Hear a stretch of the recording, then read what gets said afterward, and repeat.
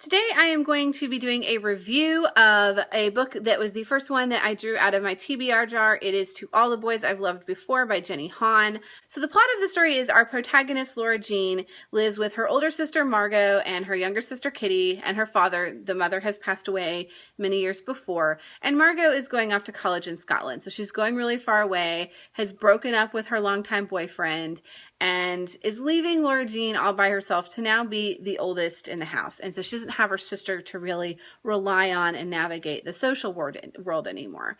But one thing Laura Jean does is she has really strong feelings for boys. And her way of dealing with those when she realizes that it's not going to come to fruition is she writes a very long letter explaining her feelings and why she doesn't love the boy anymore, seals it, addresses it, puts it in an envelope, and then gains her closure and puts it in a hat box. Never intending for these to be sent to anyone until one day she realizes that the letters have been sent. And there are 5 boys who have received these letters, and Laura Jean must deal with the fallout from that and people knowing how she actually feels, which is something that she's been holding deep inside of her for a very long time. As for other elements of the story, I have a little sticky note on the inside where I wrote my notes. I wrote around page 248, I did start to get a little bit bored. So while things were interesting at the beginning, especially building up the family relationship and the sister relationship, oh my God, like I didn't even talk about the sister relationship is really interesting. Like she's so involved with her family, which is such a breath of fresh air to read in a YA novel.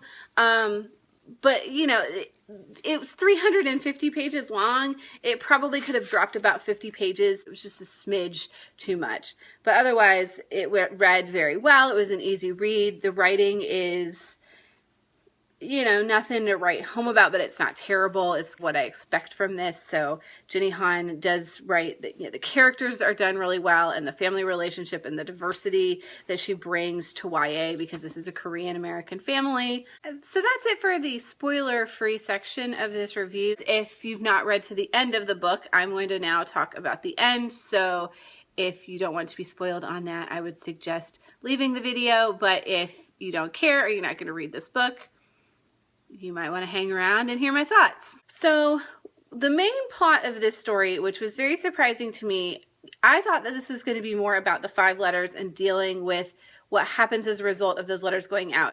But actually, 3 of the boys don't even matter. It ends up being about 2 boys. It ends up being a love triangle book. So Laura Jean admits that she's had this massive crush on Josh, her neighbor, but she doesn't want to confront that because he's dated her sister, and that's really confusing. So in order to cover that up, she decides that she is going to pretend to date Peter, the bad boy. So what this becomes is I'm going to pretend to date you, you're going to pretend to date me, so we can fool the people that we really want to be with, but oh, maybe we start to have feelings for each other kind of story, which is a pretty traditional literary and cinematic and television trope that we're used to seeing, but nobody tells you that that's the plot of this book.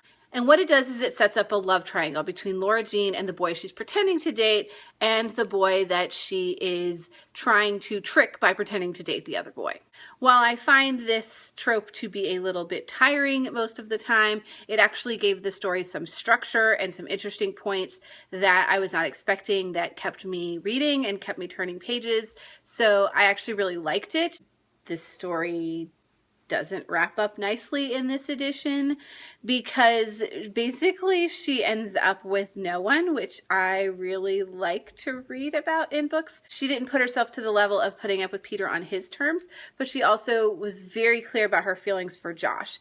And so that was the best part of this novel for me, was Laura Jean's arc of character development, which is really important in a book. If I didn't like her much at the beginning because I thought she was living under her sister's wings, I'm not supposed to like her at the beginning because she's going to grow as a person through the trials and tribulations, as small as they may be in this novel, that are put in front of her. Particularly dealing with the loss of her sister and her mother, she really has no one to look up to or talk to anymore, and so she has to really learn to be independent and stand up for herself, which Peter brings that out of her. So Peter was my favorite, and I'm probably supposed to like Josh. I don't know how this is supposed to turn out because I imagine we're going to swing back around to whoever in the second novel in the series, but you know, Peter just was sort of the misunderstood bad boy, which kind of irritated me because he was a little bit of a cliche in that sense, but he also was just a really interesting guy, and the way that he started spending more and more time with Laura Jean,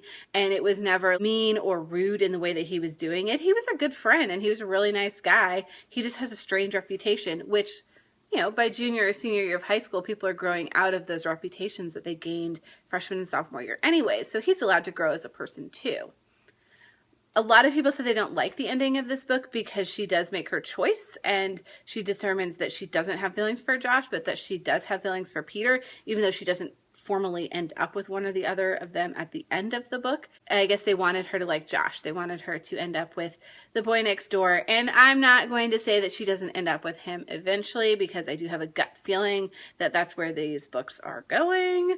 But for right now, I thought it was nice to see her flip-flopping back and forth, because so many times in YA novels, the girl makes her choice, it's final, and she rides off with the boy into the sunset and she's happy forever. And unfortunately, that's not reality. We flip-flop. We date a boy. He changes. We change. We don't like him anymore. We like a different boy. We like a boy that dated our sister. We decide that we like girls. There's so many things that happen in high school, and I felt like this book got a little bit to the core of that, more so than some of the other ones that I've read in this romance contemporary genre.